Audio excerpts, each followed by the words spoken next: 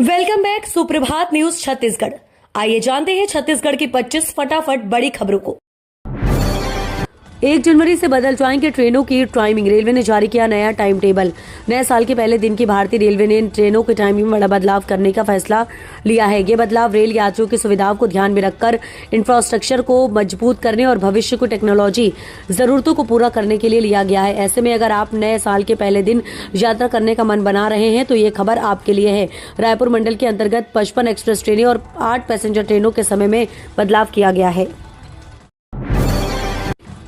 शिक्षकों की SIR duty के चलते परीक्षा खिसकी। अगले माह होगी अर्धवार्षिक परीक्षाएं। राज्य के प्राइमरी और मिडिल स्कूलों में अर्धवार्षिक परीक्षाएं अब अगले साल यानी जनवरी में आयोजित की जाएंगी।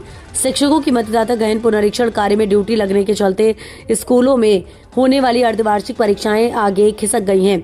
बता दें कि एसआईआर की अंतिम तिथि भी आगे खिसक गई थी, जिसके चलते प्राइमरी और मिडिल स्कूलों में परीक्षा संपन्न नहीं हो पाई। अब इसे जनवरी माह में आयोजित करने की तैयारी की जा रही है। परीक्षा के लिए प्रश्न पत्र राज्य स्तर पर उपलब्ध करवाए जाएंगे। 8वीं, 10वीं और 12वीं पास के लिए निकली भर्ती। 70 पदों के लिए 30 दिसंबर को होगा प्लेसमेंट कैंप। दरअसल छत्तीसगढ़ के जीपीएम में 70 पदों पर नौकरी देने के लिए प्लेसमेंट कैंप का आयोजन किया जा रहा है। इन पदों के लिए 8वीं, 10वीं और 12वीं पास युवा आवेदन कर सकते हैं। जिला रोजगार एवं स्वरोजगार मार्गदर्शन केंद्र टीकर कला गोरेला में 30 दिसंबर को सुबह 10 बजे से शाम 4 बजे तक प्लेसमेंट कैंप का आयोजन किया जा रहा है। कैंप में निजी नियोजक द्वारा 70 विभिन्न पदों पर भर्ती की कार्यवाही की जाएगी। रोजगार के इच्छुक आवेदक जिन्होंने 8वीं, 10वीं, 12वीं एवं ITI उत्तीर्ण है, वे इस कैंप में भाग ले सकते हैं। बिजली कर्मचारियों की 50% बिल छूट खत्म। सोलर नहीं लगाने पर वसूला जाएगा पूरा बिल। प्रधानमंत्री सूर्यघर योजना को लेकर छत्तीसगढ़ में बिजली विभाग ने बड़ा और सख्त फैसला लिया है। सोलर कनेक्शन नहीं लेने वाले विभागीय अधिकारी कर्मचारियों को अब बिजली बिल में मिलने वाली 50% की विशेष छूट नहीं दी जाएगी। प्रदेश भर के करीब 9,000 नियमित बिजली कर्मियों से अब तक आम उपभोक्ताओं की तरह पूरा बिजली बिल वसूला जाएगा। इस संबंध में बिजली विभाग के चेयरमैन के निर्देश पर जनरल मैनेजर ने औपचारिक आदेश जारी कर दिया है। ग्राम सभाओं में जाकर मनरेगा संशोधन का विरोध करेगी कांग्रेस। केंद्र सरकार की तरफ से मनरेगा कानून में किए गए संशोधन को लेकर कांग्रेस अब गांव-गांव जाकर मोर्चा खोलेगी। दरअसल हम आपको बता दें कि प्रदेश कांग्रेस ने तय किया है कि राज्य के सभी ग्राम पंचायतों में जागरूकता अभियान चलाकर मजदूरों को ये बताया जाएगा कि मनरेगा कानून में बदलाव से उन्हें कैसे नुकसान हो सकेगा।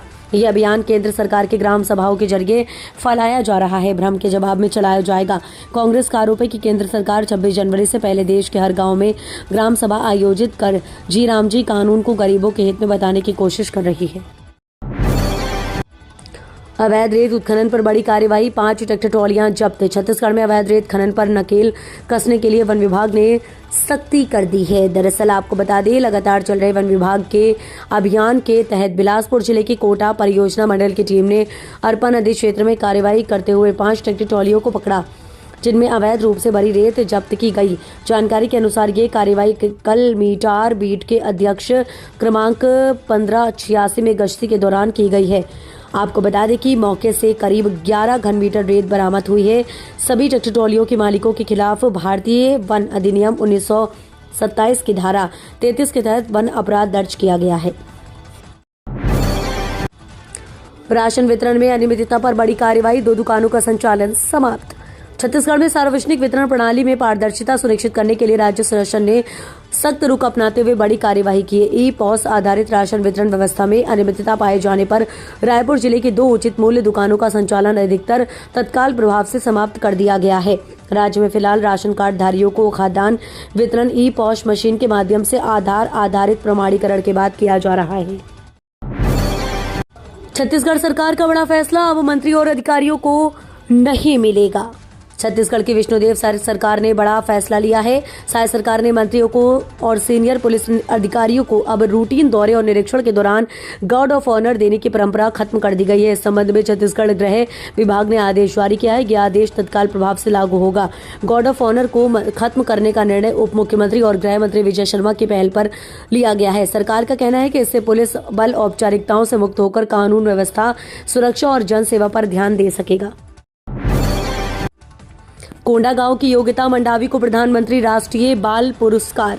छत्तीसगढ़ की कोंडागांव जिले की होनहार जूडो खिलाड़ी योगिता मंडावी को प्रतिष्ठित प्रधानमंत्री राष्ट्रीय बाल पुरस्कार से सम्मानित किया गया है।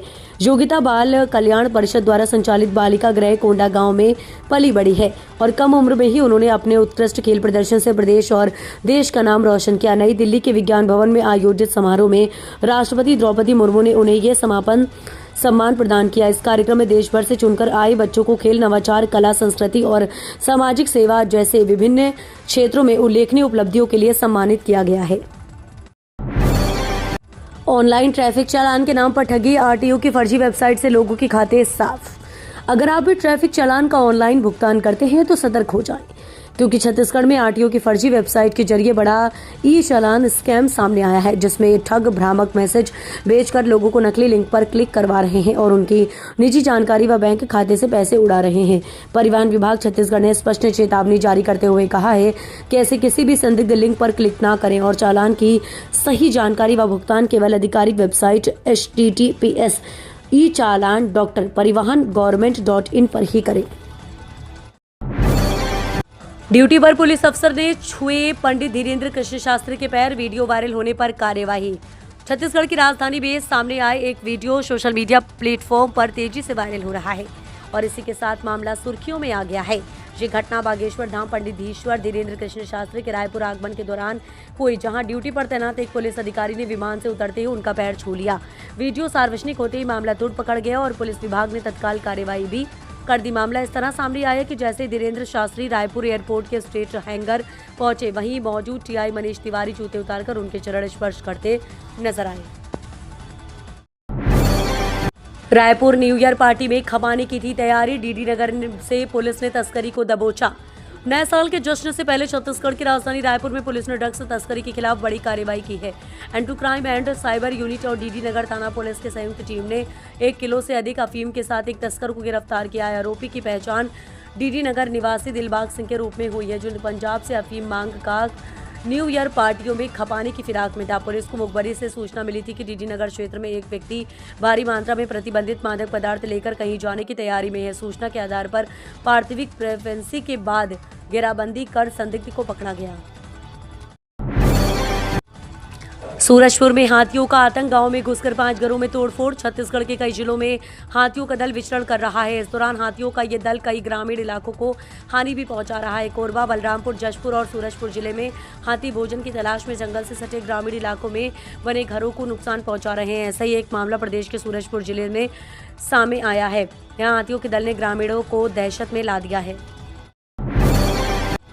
पंडू की चार्जशीट और 82 आरोपी। छत्तीसगढ़ शराब घोटाले में ईडी ने पेश किया अंतिम चालान।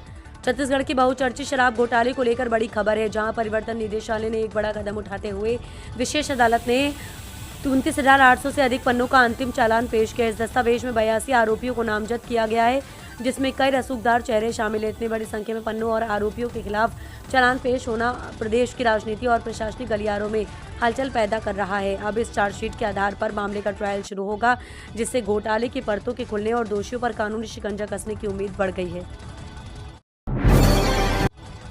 बिलासपुर में सड़कों का हाल खस्ताहाल, गड्ढे और उड़ती धूल बनी रहवासियों की परेशानी। शहर में इस वर्ष की वर्षा से सड़कों का हाल बेहाल कर दिया है। शहर के लगभग सभी प्रमुख सड़कों में छोटे बड़े गड्ढे हो चुके हैं। धूल ही धूल में उड़ने लगी है। वर्षा के दौरान सड़कों में गड्ढा होने का सिलसिला शुरू हुआ। इस पर ना तो नगर निगम ने ध्यान दिया और न ही पीडब्ल्यूडी ने इस ओर ध्यान दिया। ऐसे में धीरे धीरे गड्ढे बढ़ते गए और सड़कें खस्ताहाल हो गई।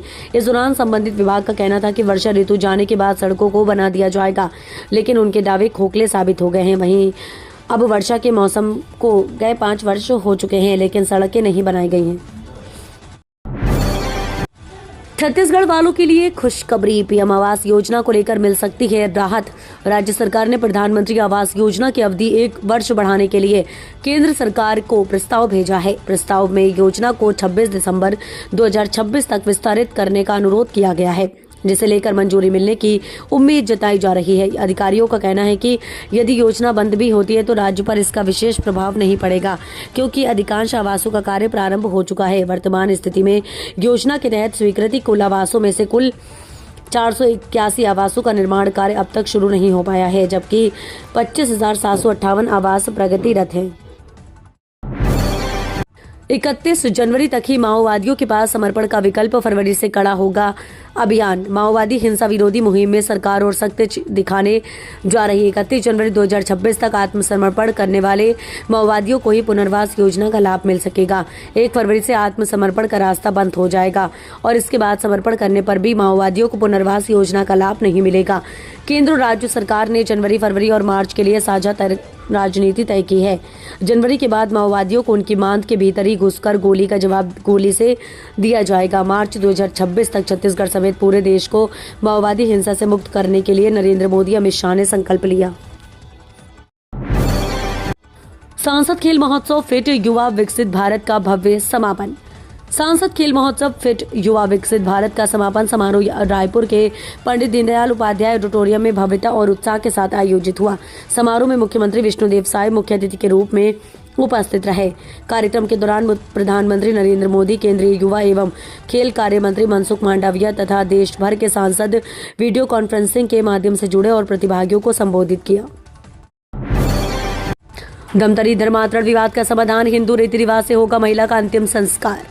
छत्तीसगढ़ के धमतरी जिले के नगर पंचायत क्षेत्र में धर्मांतरण को लेकर उपजा विवाद अब शांतिपूर्ण समाधान तक पहुंच गया है। बोराई गांव निवासी 65 वर्षीय पुनिया बाई साहू के अंतिम संस्कार को लेकर कई घंटों तक चले तनाव के बाद परिजनों ने हिंदू धर्म में वापसी के लिए प्रशासन को लिखित आवेदन सौंपा है, जिसके बाद सहमति बनी कि मृतका का अंतिम संस्कार हिंदू रीति रिवाजों के अनुसार किया जाएगा। प्राप्त जानकारी के अनुसार पुनियाबाई साहू ने कुछ समय पहले ईसाई धर्म अपनाया था। उनकी अचानक मृत्यु के बाद परिजन ईसाई परंपरा के अनुसार शव को दफनाने की तैयारी कर रहे थे। दरअसल आपको बता दें कि इस गांव के लोगों और हिंदू संगठनों ने विरोध जताया। रायपुर में हाइड्रोपोनिक्स पर 3 दिवसीय कार्यशाला, आधुनिक नर्सरी विकास की दिशा में बड़ा कदम। छत्तीसगढ़ राज्य वन विकास निगम ने आधुनिक नर्सरी विकास और मिट्टी रहित खेती को बढ़ावा देने के उद्देश्य से हाइड्रोपोनिक्स तकनीकी पर 3 दिवसीय प्रशिक्षण कार्यशाला आयोजित की है। दरअसल आपको बता दें कि ये कार्यशाला 18 से 20 दिसंबर तक आयोजित की गई है, जिसमें पौध उत्पादन के वैज्ञानिक और उन्नत तरीकों की जानकारी दी गई है। इस पहल का उद्देश्य जल व भूमि संरक्षण के साथ महिला स्वयं सहायता समूह और किसानों की आजीविका को मजबूत करना है।